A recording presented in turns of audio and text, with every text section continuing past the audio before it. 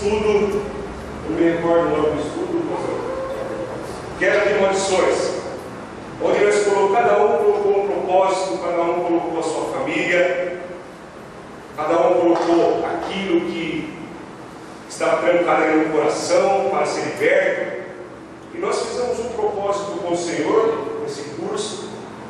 E depois que acabou o curso, nós continuamos orando pela nossa família, aonde nós colocamos no altar do Senhor algo muito triste, que não sei se era um algo hereditário, não sei se o que significava aquilo, mas a família da Célia, ela tem algumas pessoas que são lésbicas,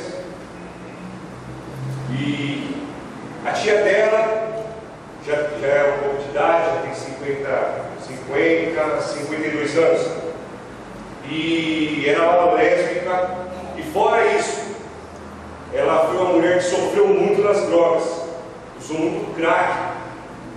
Eu até ia fazer umas fotos dela aqui, mas meu computador estava bem. E essa mulher, nós acompanhamos a vida dela, foi terrível a vida dessa mulher.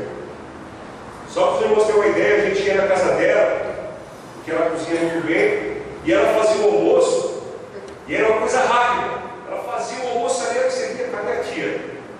Daqui 1 hora, 2 horas, ela voltava daquele jeito. Eu já vi essa mulher pegando, sem brincadeira, pegando sabão em pó, pensando que era crack. Sabe o que é nóia? Acho que só quem vive que sabe o que é nóia. Eu, infelizmente, sei que essa praga na vida da pessoa.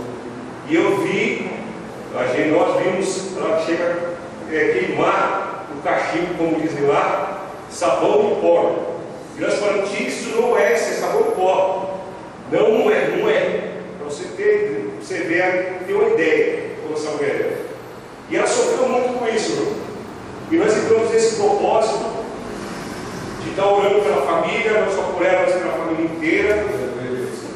E teve uma vez que ela falou que tinha separado, já foi uma vitória, ela tinha separado da mulher que ela estava, né, ela estava sozinha, e para o nome do Senhor, a netinha dela entrou na igreja, começou a ir para a igreja, começou a orar por ela, nós orando, e uma vez ela levou a avó para a igreja. E para o nome do Senhor, essa mulher hoje ela está convertida.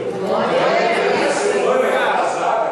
Eu ia trazer as fotos aqui, eu fiquei a tarde inteira tentando colocar a foto no slide para trazer aqui as fotos do batismo dela. Ela se batizou.